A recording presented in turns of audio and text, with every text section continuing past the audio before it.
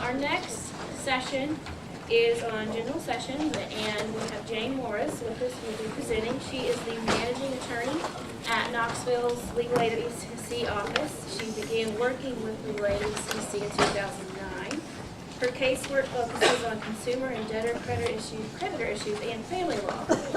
She has a BA from the University of Notre Dame, and then she has a master's degree in social anthropology from the University of Texas at Austin. She attended Cornell Law School. She is licensed in Pennsylvania, Iowa, and Tennessee. So please help me welcome Ms. Morris. Thank you. Did everybody get a handout? Okay, good. Okay, we're going to talk about general sessions practices and procedures. I'm going to talk primarily about civil sessions like detainer court and sort of debtor-creditor issues. One thing when you're talking about general sessions court that you have to remember is it's not a court of general jurisdiction, it's a court of limited jurisdiction.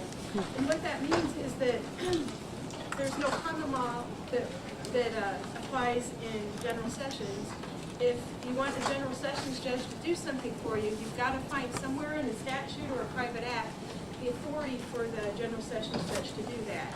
The statute that primarily applies to general sessions is, I have it listed there, 1615, and it lays out everything that the general sessions court is going to do. In addition to that, there are these private acts that apply to each and every county. And one of the funny things about the private acts are that they're not available in the statute book, the code. You have to actually go someplace else to find them. And I have an online site where you can find those. Tennessee is the third state I've been that I've been licensed in, and to me, there's a lot of things that are weird about practicing in Tennessee, like your non-suit rules and the fact that you have a chancery court. But the weirdest thing to me is that you go to general sessions in one county and they do a completely different thing than general sessions in another county. And it's not like that in other states. You might not know that if you only practice here, but that's really weird to me. And the reason for that primarily relates to these private acts. If you go and look up the private acts, they'll say in Knox County they don't do anything but what's allowed by statute. You go to the one in Blount County, they're allowed to do all these extra things. You're allowed to go to Loudoun County, the same deal. So if you want to find the limits of the general sessions jurisdiction in your county, you need to actually go look up the private act and see what they're allowed to do. The other thing about the private acts that are funny is it doesn't just deal with the jurisdiction, it'll talk about other things. Like if you go to Blount County, they do domestic stuff. Well, the clerk for Blount County General Sessions, when they're doing domestic stuff, is the clerk and master, which is weird, right? But then the clerk, when they're doing anything else, is General Sessions clerk. So that's strange. You can look that up, though. My talk, we've got at the Knoxville office for Legal Aid of East Tennessee, we've got a four-county service area. So I'm going to be talking primarily about our four counties, which are Knox County, Blount County, Sevier County, and Loudoun County, because those are the counties I actually know about. So what types of cases do general sessions courts have jurisdiction over? If you go to the statute, that 1615-101, you can find the cases that every single general sessions court in the state of Tennessee has jurisdiction over.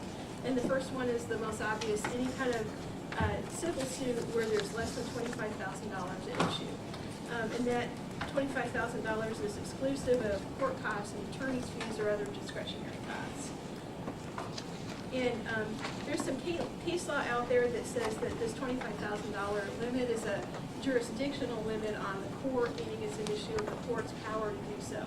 So even if both parties appear in front of the General Sessions Court and say, we know there's more, we know that you have a limit of $25,000, but could we agree that you could do more? Can you do more? And the answer is no. We don't have the power to do so.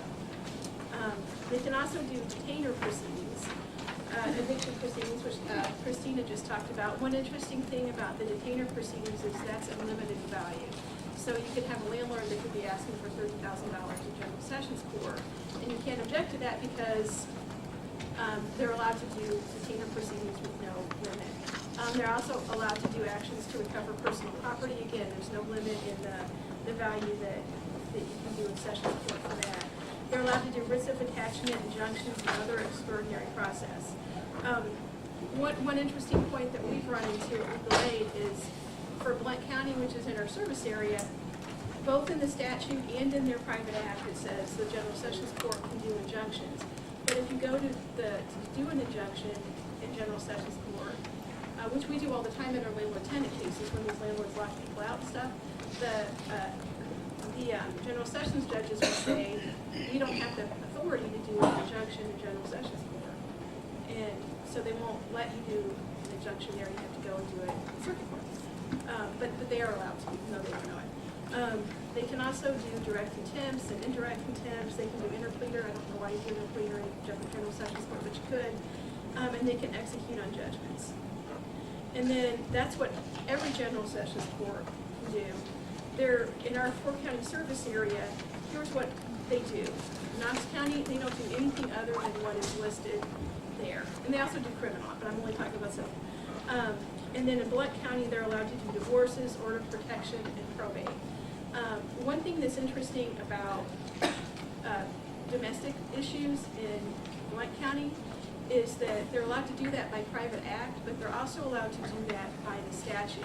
You know how when you're reading the statutes in Tennessee, this is another weird Tennessee thing to me, they'll say, there's a section that says, for counties that have between 77,100 population and 77,200, you know, that's clearly a single county. I don't know why they don't just say Blount County. According to the census of 1980, so you have to look it up on the table and you find out that's Blount County. That in those counties, the General Sessions Court have original jurisdiction over domestic issues concurrent with circuit or chancery.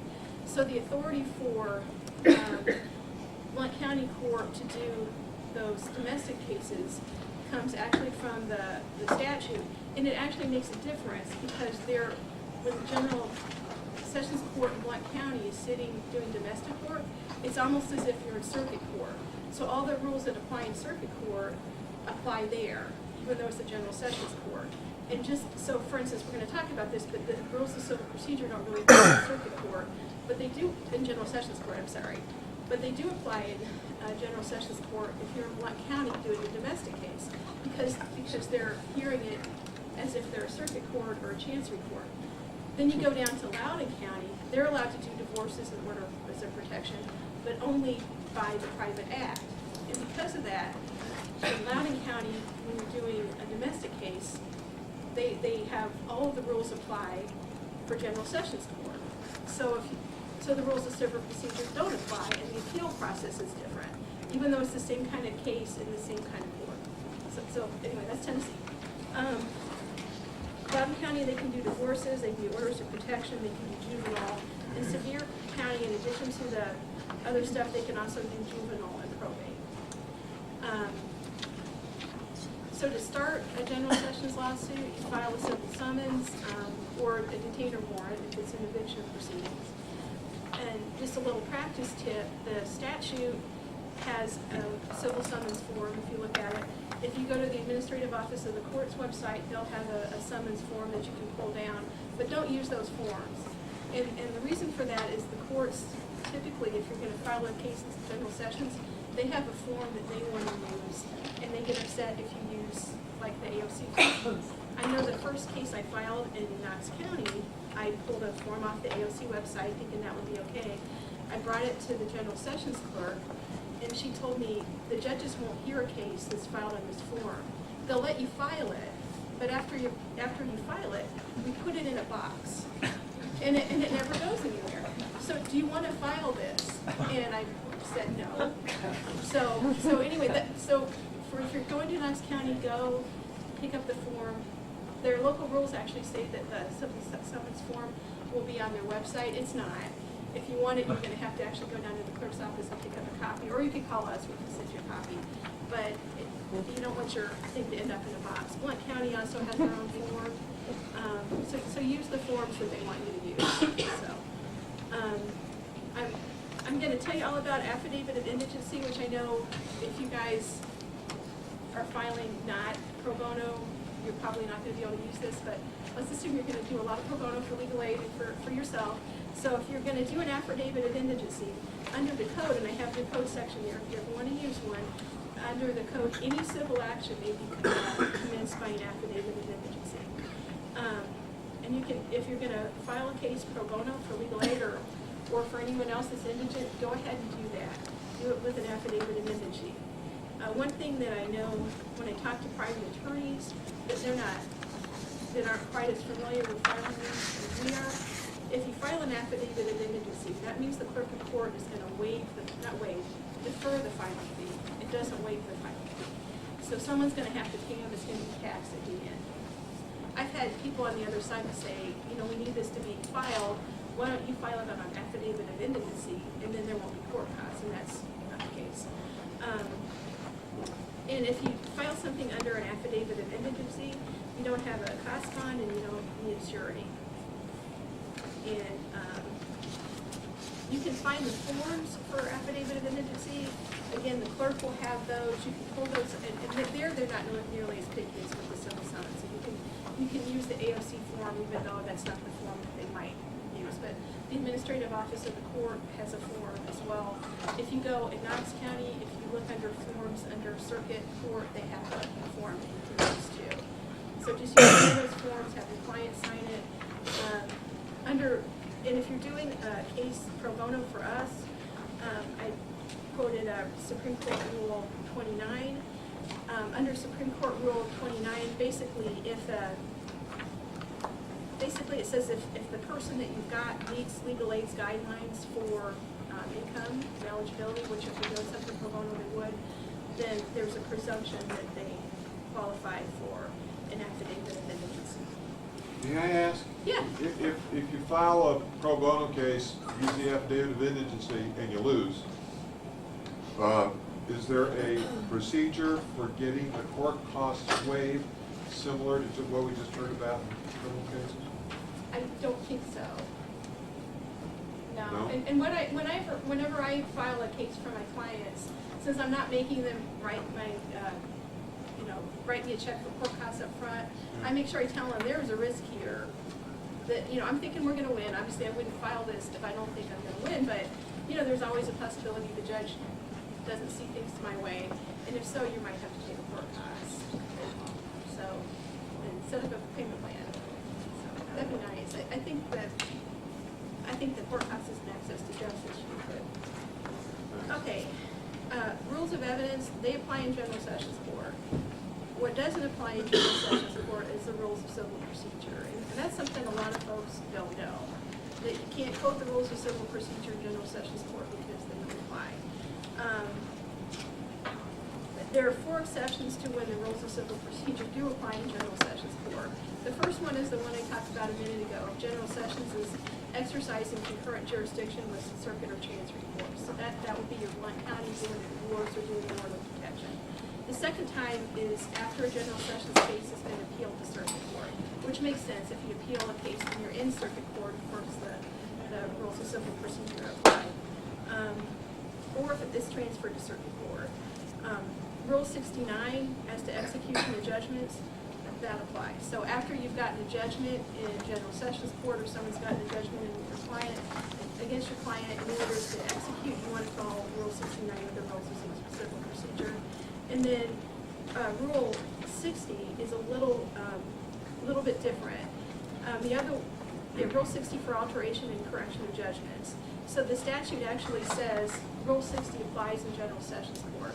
There's one huge difference though, and it's a very important difference. If you have a trial practice, under Rule 60.01, that's correcting clerical mistakes in a judgment. And in both the rules of civil procedure and under the statute, there's no time limit for that. The court can at any time go and fix some sort of typo that they've made. Under 60.02 though, that's the one that people use the most.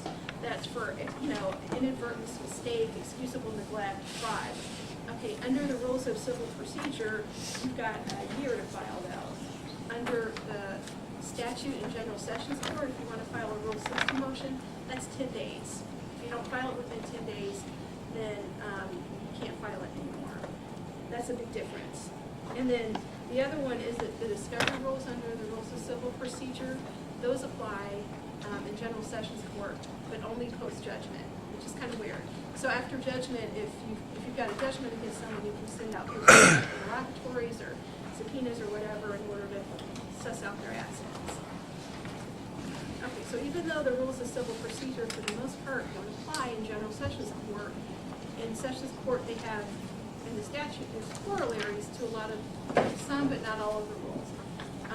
For the commencement of the action, you've got Rule 3 that talks about issuing the summons and all of that. That's almost identical in the statute and under Rule 3. One difference is if under Rule 3, if you've got, you send out a summons and it comes back unexecuted, that you've got 90 days to issue an alias summons. Otherwise, you lose your statute of limitations timeline. Under General Sessions Court, that's 9 months and not 90 days, so it's significantly longer. And this actually, if you do a lot of work in Sessions Court representing defendants, which I do, this actually comes up fairly frequently. You know, the client will come in my office and they'll say, they're suing me on a debt, and I haven't paid a thing on this debt in 10 years. Surely it's, barred by the statute of limitations. And then you go back to the clerk of court and you find out when they originally filed and how many aliases were issued and whether or not there was more than a 9-month gap between them. And you sometimes can get, even if the original action was filed within the statute of limitations, if they let the time lapse more than 9 months between filing alias summons, then you've got a statute of limitations defense. And this, if you do, like what Terry was talking about, if you do those kind of debt defense cases, when you think about the kind of folks that are able to pay their debts are also the kind of folks that move a lot. So they're the kind of people that you're going to have more than likely to file an alias summons against. Service of process, almost identical to Rule 4 in the statute, how you serve process. You can serve by certified mail in general sessions, almost nobody does, but you can. If you file on an affidavit of indigency, that service of process would be free. Not free, it'll be deferred like every other tax. Counterclaims, there are no counterclaims in general sessions court. What you need to do is, in the statute, they refer to it as a cross action. If you've got what would be a compulsory counterclaim in circuit court, what you need to do is go file a separate general sessions lawsuit and then alert the clerk and the court that they need to always be set together at the same time. Additional parties, I have it as a corollary to 13.8, and this is kind of like cross claims. If there's some other party that needs to be added to the lawsuit, there's a procedure under the statute where you can alert the defendant can alert the plaintiff and the clerk to the fact that there's another party that should be added, and then the plaintiff can get a reset of 30 days in order to get that other person served. This comes up all the time if you do represent debtors, because when you represent debtors, a lot of times the folks are divorced, and they'll say, why are they suing me? It's my husband that ran up the credit card debt. And so what you really want is for them to sue the husband or whoever the delinquent spouse was. One interesting thing, though, is you can do everything right and provide the plaintiff with notice of who the appropriate additional party is, but that doesn't require the plaintiff to actually sue them or bring them into the lawsuit. You can get subpoenas under General Sessions Court. That's a corollary under Rule 45. One thing that's really different about the statute versus Rule 45, under the statute, if you've got someone who doesn't comply with under the rules of civil procedure, if you have someone who doesn't comply with the statute, the circuit court or the cancer court, the remedy of the party that called that person, that subpoenaed them, is to do a contempt action, because the subpoena is basically a court order. There's a more summary process under the statute. If there's someone who without cause fails to comply with the subpoena, they shall be committed to jail without bail until willing to testify. So tell your clients to comply with subpoenas if they get a subpoena from the General Sessions Court. You can do non-suit. The non-suit rule is almost exactly like Rule 41 of the rules of civil procedure. They can non-suit at any time prior to the case being submitted to the court, and they can do that up to 3 times. And then we already talked about the motion to alter or amend the judgment, and that one incorporates Rule 60. Are there any questions? Okay. Saving statute apply to general session? Does what? Saving statute, does that apply to general session? Yeah, I think so. Right. Isn't that way, a lot of times people will file in sessions first just to save the statute, just to save the date. Saving statute's required, right, Terry?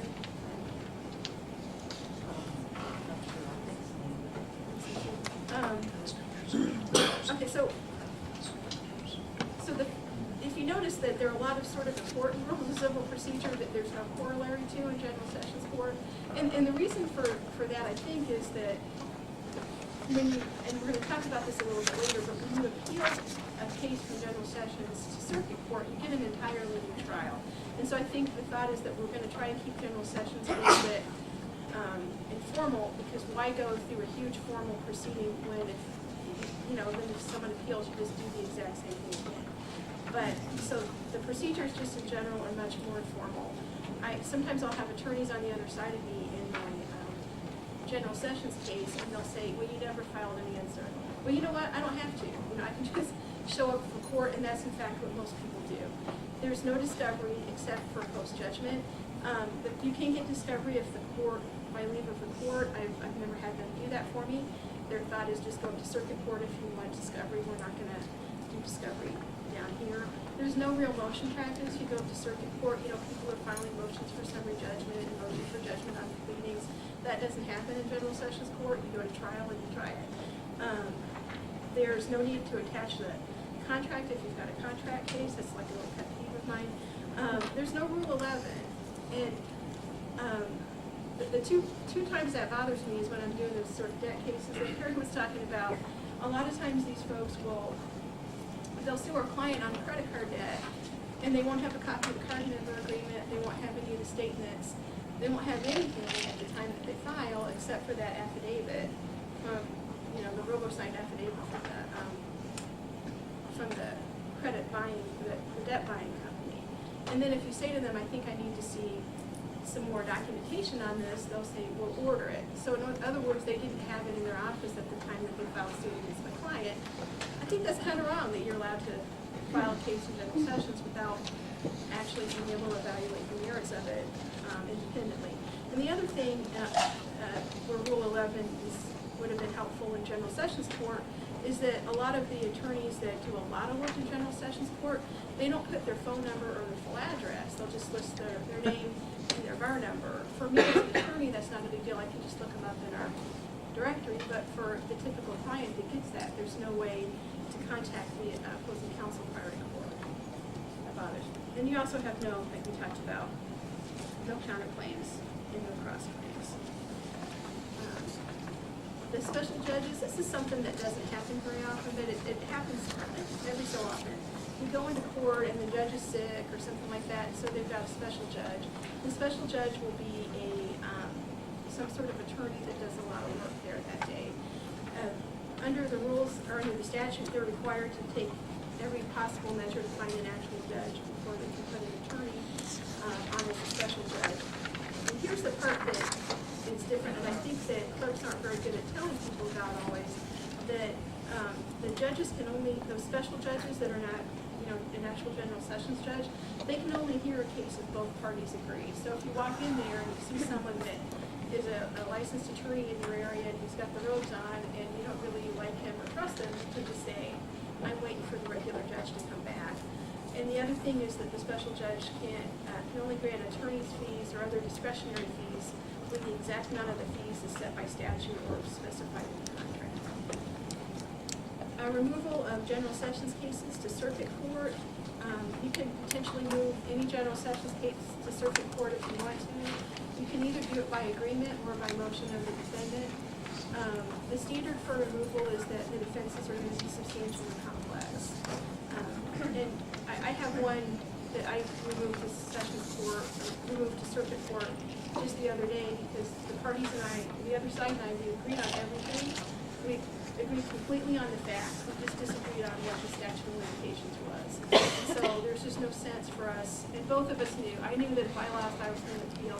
He knew if he lost, he was going to appeal. So why do that twice? So we agreed to remove it up to Sessions Court. You just need to get an order from the court saying this is removed to circuit court, and then the clerk will be able to file one up there.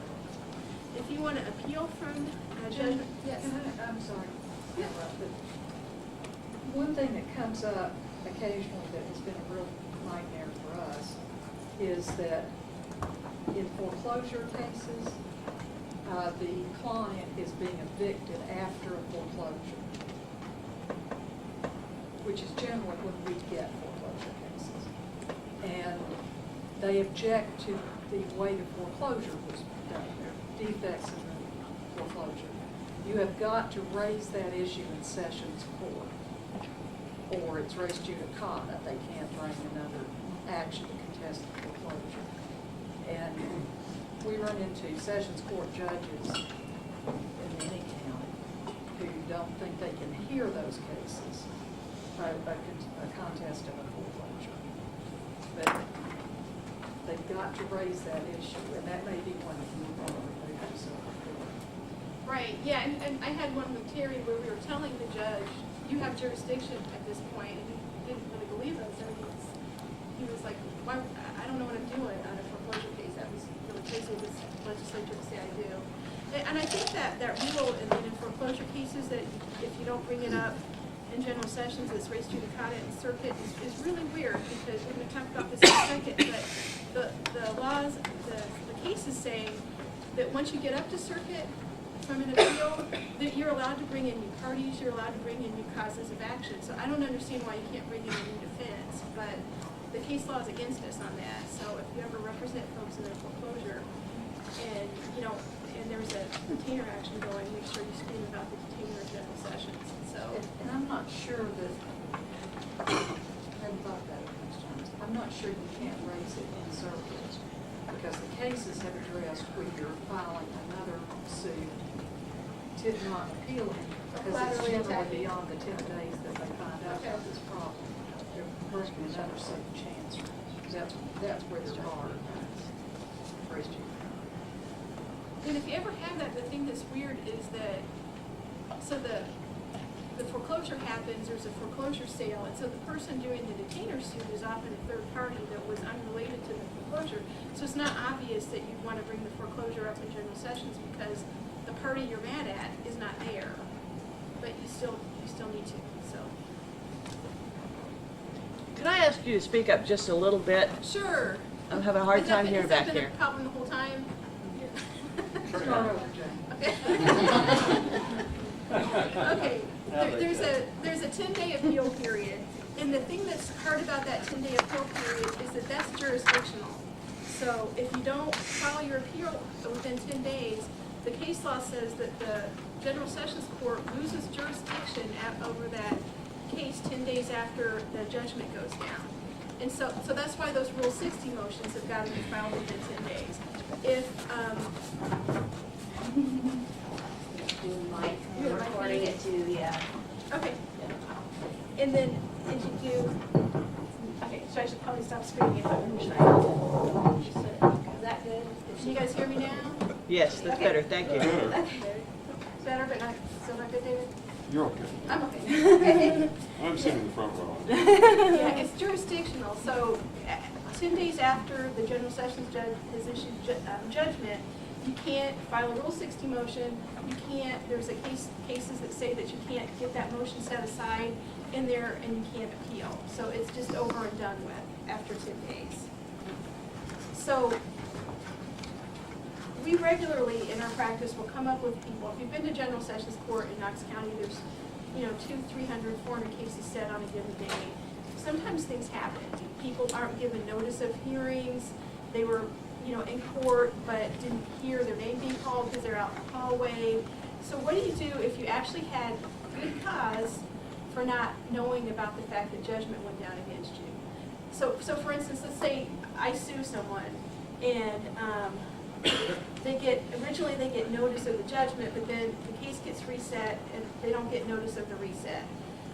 Well, under most of the case law, after that 10 days is over, even though you didn't have notice of the trial date, you're still stuck with the judgment, which seems extremely wrong, right?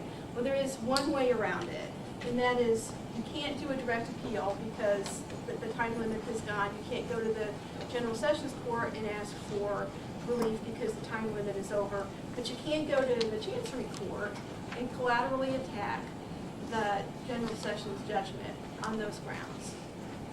Kind of obscure, but this is, we have a help desk we do in general sessions every Wednesday, and we meet people all the time that say, well, they didn't have notice of that hearing. And most of the time when we investigate, it turns out they did have notice, or they should have had notice because they moved, it didn't tell people or whatever. But I'm assuming at some point we're gonna file one of these. So if you have a good reason for not knowing that the judgment went down against you, which would be a good reason for not filing the appeal within 10 days, you can go to Chancery Court and file a separate action saying, hey, Chancery Court, you need to overturn the General Session Court's judgment. There's 3 grounds for that. The first, you have to have, what they call a recognized ground, like fraud, accident, mistake. So kind of like the Rule 60 sort of grounds. Why is it that this judgment went down and you didn't know about it? There can't be any other remedy, right? Because this is Chancery Court, so that's something that's pretty much always true when you're asking for an extraordinary remedy. And the party seeking relief must not be at fault due to their own neglect or carelessness. That's where our legal aid clients that I've tried to do this for usually fall a little bit flat. If you don't keep the other side advised of your address and stuff. But if you have a client that comes into you and tells you that a general sessions judgment went down against me and I didn't even know about it, and if you work with these folks, you hear that a lot, I would look in to see whether or not this would be some relief for them. And then the appeal from general sessions is to circuit court within that 10-day period. The one exception, like we talked about, is Blount County in our area, in our 4-county area. Is when Blount County General Sessions Court is doing domestic cases concurrent with the circuit court, then the appeal would be to the Court of Appeals. Okay, how do you file an appeal from General Sessions Court? You file a notice of appeal plus an appeals bond. But if you're doing this for legal aid or otherwise doing it for someone that's indigent and doing it on a pro bono basis, you want to file a notice of appeal and a pauper's oath in lieu of appeal bond. You can get all of these forms from the AOC website. If you pull down from the AOC website the pauper's oath in lieu of an appeal bond, it's a very short summary thing. Basically, your client is saying, I'm too poor, I can't do an appeal bond. The judges around here all demand that in addition to that, you also file a standard affidavit of indigency form, which if you've seen those, they're very detailed about the client's assets and income. And you can get all of that from the administrative office of the courts. Appeals are de novo, and that means you get a whole new trial in circuit court. After appeal, when you think about those general session summons, they're really very informal. You get like one pleading is a single line. And according to the case law, and there's a lot of case on this, the circuit court can't take any adverse action against the parties because the pleadings were so informal. And the parties may, but are not required to amend the pleading. So if you want to make it more detailed for the circuit court, you can do that, but you don't have to. I have my irritating example, my pet peeve.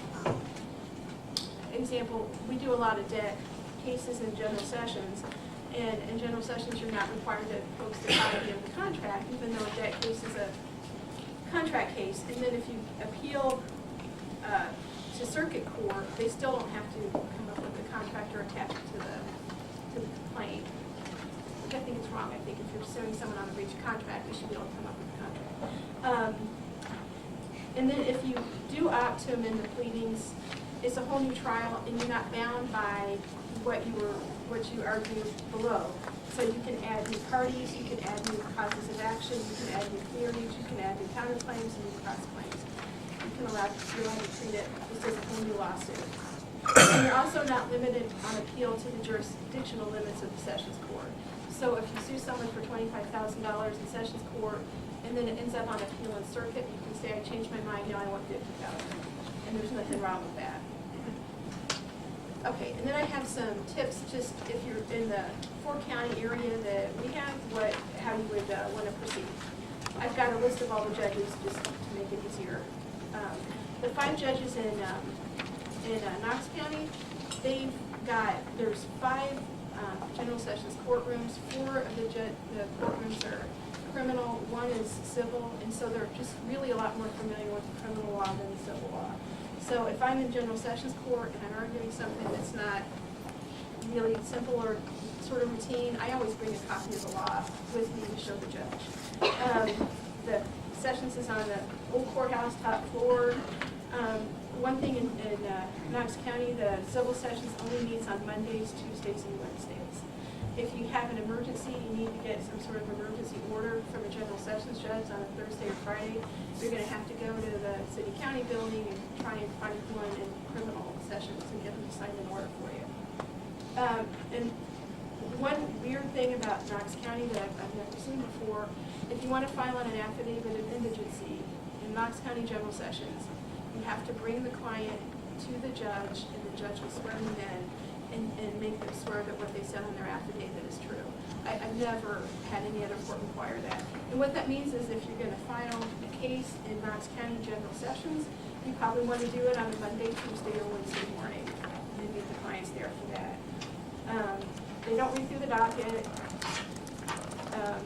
And then they take the uncontested cases first, and then the contested cases. If you've got a case in Knox County where there's just a bunch of witnesses, you've got people coming from out of state, and you think it's gonna take a lot of the judge's time, you can get a special setting if you call the judicial secretary, and I've got her number there. She'll get you a special setting. And this is another weird Knox County thing.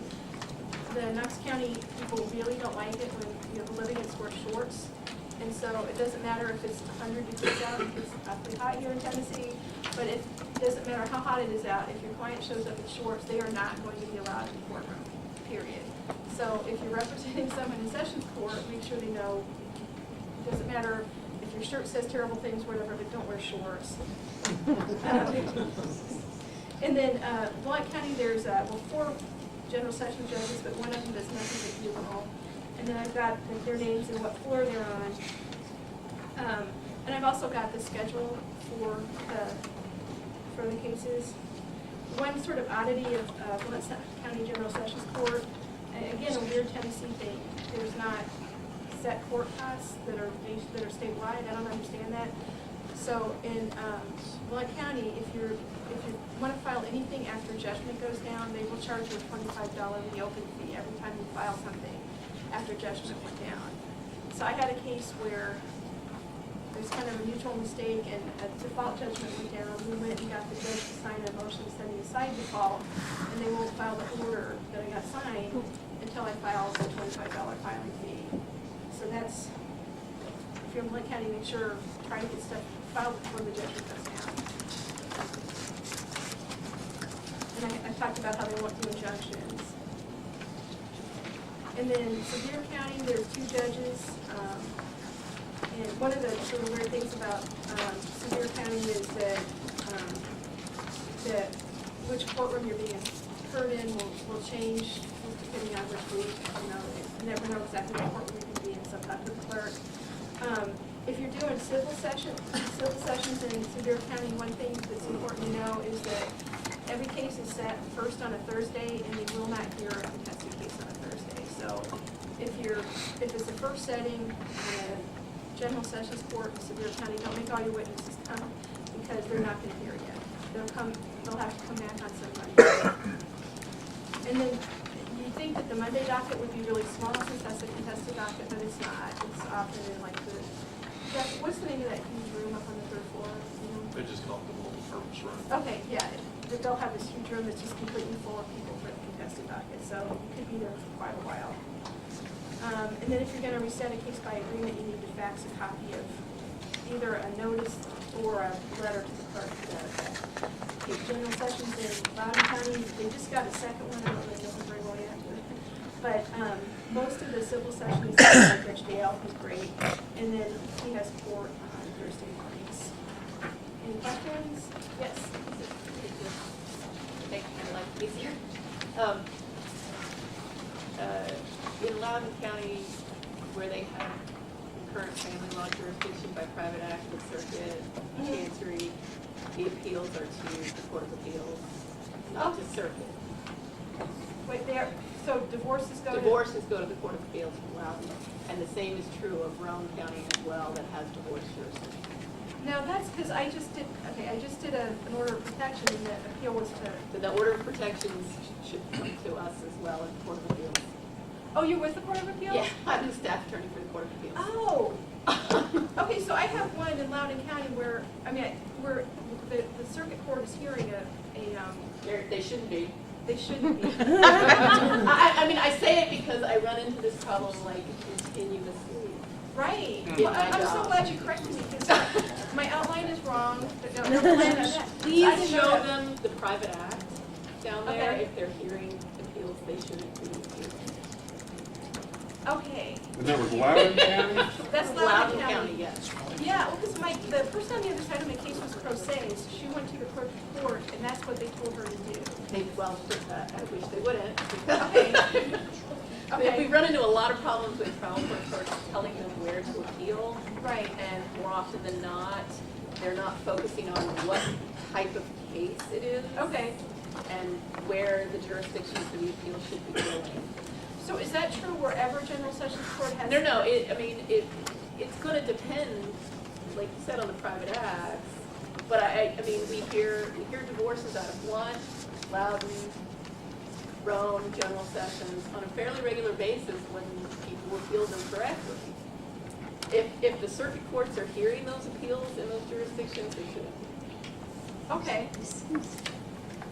So let me ask you this, so everywhere throughout the state where General Sessions. I can't speak to that. I'm You just can't. speaking to these particular ones I know about. Oh, okay, because I was just wondering if there's any courts that where the private act doesn't have. I would just, my considered judgment would be consult the private act. Yeah. Every single time you're in Sessions Court in a family law case where the Sessions Court has family law jurisdiction by private act, Right, that's what I would do. okay, Because, I mean, and also, Loudoun also has probate, right, right? And those appeals come to the Court of Appeals as well. okay. So what, and probate in Blount County, would that go to the court? Okay. Well, again, I actually live in Loudoun County too, so I know more about Okay. Loudoun than probably you do. Well, thank you for that, seriously, I didn't know that, now I know I need to get that kicked up to the court. And if you have those cases that get appealed to the circuit erroneously, what you absolutely should be doing is asking them to transfer it to us. Sometimes the circuit courts enter orders dismissing the appeal for lack of jurisdiction, which you've now blown your appeal. You can't file a new notice beyond 30 days. I'm representing the winning party though, so I'm going to probably file a motion to dismiss, but But yeah. the appropriate transfer of the appeal to the appropriate court. Okay, any other questions or corrections, because I welcome that too. Yeah, I was just wondering about Ray, they have a family court. Again, I would consult the private eye. and I've got, you can look at the private acts on the website. Great, that was